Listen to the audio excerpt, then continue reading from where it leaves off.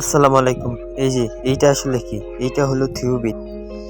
এই থিওবিটটা হলো ভিটামিন জাতীয়। এইটা দিলে গাছের অনেক উপকার হয়, হৃষ্টপুষ্ট হয়, মোটাকাটা হয়, বড় হয়। এর জন্য এই থিওবিটটা, এই যে দেখতে পাচ্ছেন থিওবিটের সকল নিয়ম কি কি করতে হবে পুরোটাই দেখে নিতে পারবেন। ভিডিওটা একটু স্টপ করে দেখে নেবেন।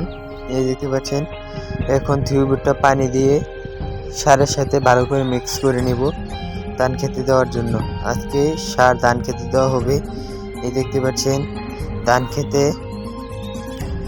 কোন সময় থিওবিট দিতে হয়। ধান খেতে যখন ধানের গোছা বা রোয়া, আমরা যেটাই বলি, রোয়া বা গোছা যদি একটু ছোট থাকে বা বড় হতে চায় না, তখন ধান খেতে এই থিওবিট আর সার দিতে হবে।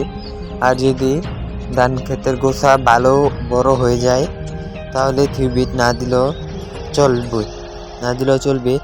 এই জন্য এই যে দেখতে পাচ্ছেন এটার গোছা অতটা ভালো হয়নি, তাই আমরা থিওবিট দিয়ে দিব।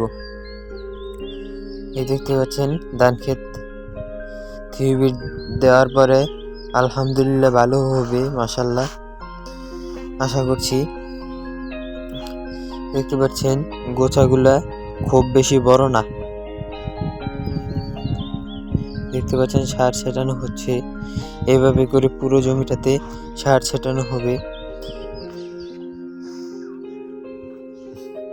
ভিডিও টেনে দিয়েছি, এত বড় ভিডিও দেখতে পারবেন না, অনেক বড় হয়ে যাবে, তাই ভিডিওটা একটু টেনে দিয়েছি।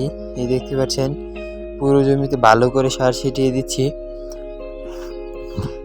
ধান ক্ষেতের গোছা যত ভালো হবে ধানও তত ভালো হবে, তাই একটু ভালো গোছা হলে ধানও ভালো হবে। এর জন্য আমরা সারের সাথে থিওবিট দিয়ে দিচ্ছি।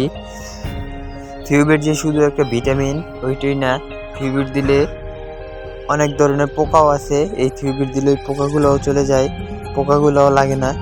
তাই কীটনাশক হিসেবেও অনেকটা কাজ করে। এর জন্য আমরা থিওবিট দিয়ে দিচ্ছি। এই যে পুরো জমিতে ছেটানো শেষ, এখন এটা ছেটাই আমরা বাসায় চলে যাব। দেখতে পাচ্ছেন